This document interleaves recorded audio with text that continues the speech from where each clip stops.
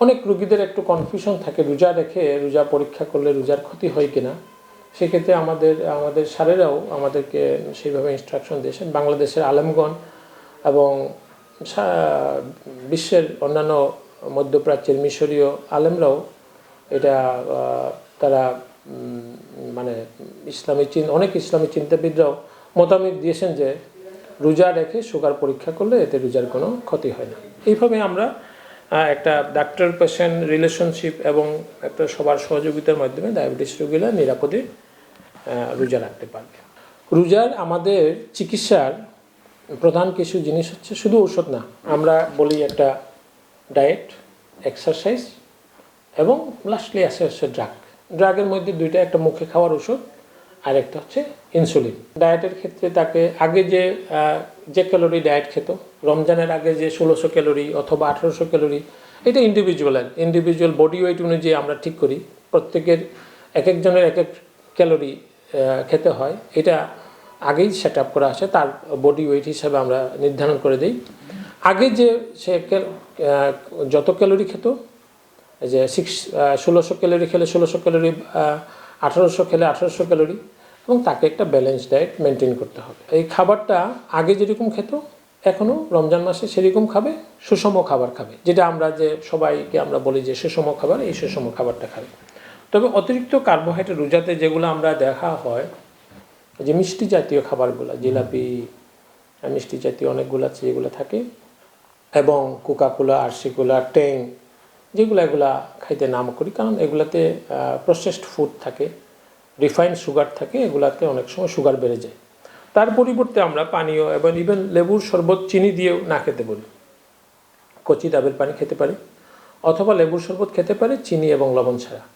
এটা হলে রোগীদের জন্য খুব নিরাপদ। আরও কিছু আছে, ট্যাং খাওয়া হয়, কোকাকোলা, যত ধরনের সফট ড্রিঙ্কস আমরা অ্যাভয়েড করতে বলি। চিনি এবং চিনি জাতীয় খাবার, প্রসেস ফুড, যত ধরনের ভাজি আমাদের দেশে তো আসলে খাওয়া হয়, এগুলা শুধু ডায়াবেটিসের জন্য না, হার্টের জন্য অনেকটা ক্ষতিকর। এই জন্য আমাদেরকে এগুলা অ্যাভয়েড করতে বলে। খেজুর খেতে পারবে একটা দুইটা, এবং যেগুলো কম মিষ্টি ফল এগুলো একটু খাবে, পরিমাণ মতো খাবে।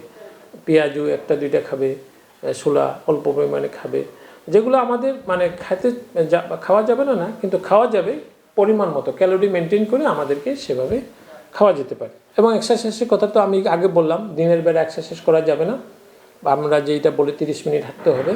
দিনের বেলা করলে যেটা হাইপোগ্লাইসেমিয়া এবং পানি শূন্যতা হতে পারে, এই জন্য সন্ধ্যেবেলায় তারাবির নামাজের আগে যাতে 30 মিনিট বা 20 মিনিট একটু হাঁটলে হয়। অনেকে বলে যে খুব একটা ব্যায়ামেরও দরকার নেই, তারাবির নামাজ যদি সবাই নিয়মিত পড়ে এটাও একটা ফিজিক্যাল এক্সারসাইজ হয়ে যায়। মুখে খাওয়ার ওষুধগুলা এখন আগে যদি কন্ট্রোল থাকে, এই সব জিনিসগুলো আমরা যেহেতু চলে যায়, ট্যাবলেট জাতীয় ওষুধগুলো যেগুলো সকালে খাওয়া হয়, যেগুলা খাওয়ার আধা ঘন্টা আগে, ওগুলো ইফতারের সময় চলে যাবে। ইফতারের সময় পানিটা খেয়ে রোজা ভেঙে নেবে, তারপর এই যে মুখে খাওয়ার যে ওষুধগুলো, সেই ওষুধগুলো খাবে, তারপর সাথে সাথে ইফতার করবে। ইফতার করার পর ওই যে আধা ঘন্টা অপেক্ষা করতে হবে, আমরা বলি আধা ঘন্টা আগে খাবেন, তারপর আধা ঘন্টা পরে খাবেন। রোজার ক্ষেত্রে সেটা করা যাবে না। রোজার ক্ষেত্রে করতে হবে ওই ট্যাবলেটটা খাওয়ার পর, যেটা খালি পেটে খাওয়ার ট্যাবলেট, অনেকটা আছে ভরা পেটে খাওয়ার পর, আরেকটা আছে খাওয়ার আগে। খাওয়ার আগে ট্যাবলেটগুলো ডাক্তারের পরামর্শে পানি খেয়ে রোজাটা ভেঙে নেবে, তারপর ওষুধটা খাবে, তারপর ইফতার করবে, তারপর হচ্ছে নামাজ পড়তে যাবে। ওইভাবে করতে হবে। আর যেগুলো ইফতারের পর খাইতে হয়, এগুলো খাবার পর যেগুলো, এগুলো ইফতারের পর খাবে। যেহেতু এইখানে একটা ঝুঁকি থাকে হাইপোগ্লাইসেমিয়া, যার রক্তের সুগার কমে গিয়ে এটা বিপজ্জনক হতে পারে, রক্তের সুগার বেড়ে গিয়ে আরেকটা বিপজ্জনক হতে পারে। সেই জন্য একটা ডাক্তারের পরামর্শ অনুযায়ী ডোজটা অ্যাডজাস্ট করে নিলে সবচেয়ে ভালো হয়। ইনসুলিনের ক্ষেত্রেও ঠিক সেরকম।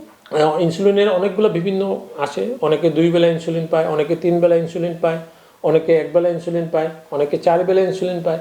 এই ইনসুলিনগুলো আপনারা তো নন মেডিকেল পারসন, এইখানে বুঝে এক্সপ্লেন করলে হয়তো সবাই বুঝতে পারবে না, বা এটাও বলবো যাতে ডাক্তারের পরামর্শ অনুযায়ী এই ইনসুলিন ডোজগুলো অ্যাডজাস্ট করে নিতে হবে। আমরা সাধারণত করি সকালের ডোজটা ইফতারের সময় নিয়ে নিই, পানি খেয়ে রোজাটা ভাঙলো, তারপর ইনসুলিনটা দিও, ইনসুলিনটা দেওয়ার পর সে ইফতারিটা করবে, তারপর সে নামাজে যাবে। সেহরিতে ইনসুলিনটা দিবে, কিন্তু তার 20 থেকে 50% যেটা কিছুটা ইনসুলিনটা ডোজ রিডাকশন করতে হবে। এটা ডাক্তারের পরামর্শ, ডাক্তারের কাছে গেলে ডাক্তার এটা সেট আপ করতে হবে। এবং এই রমজানের রোজা রাখার আগে এটাকে বলে প্রি অ্যাসেসমেন্ট অফ রমাদানের জন্য প্রি অ্যাসেসমেন্ট করতে হয়, কারা রোজা রাখতে পারবে, কারা রোজা রাখতে পারবে না, কাদের জন্য রোজাটা রাখাটা ঝুঁকিপূর্ণ। এগুলো যে আমরা বললাম low risk, medium risk, severe risk, এইগুলো আমরা গ্রুপগুলো ব্যাক করে ফেলি। লো রিস্কটা খুব নিরাপদে রোজা রাখতে পারবে, এই যে মিডিয়াম রিস্ক গ্রুপ রোজা রাখবে কিন্তু মনিটর লাগবে, আর সিভিয়ার রিস্ক গ্রুপকে আমরা বলি যে রোজা না রাখতে, তারপরেও যদি রাখে ক্লোজ মনিটরিং করে রাখতে হবে। কোনো কারণে যদি সুগার বেড়ে যায় অথবা কমে যায় রোজাটা ভেঙে ফেলতে হবে।